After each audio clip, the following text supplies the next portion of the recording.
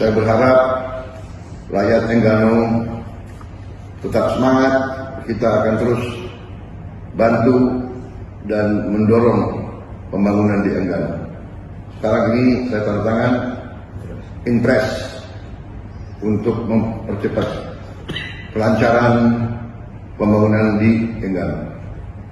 Bismillahirrahmanirrahim.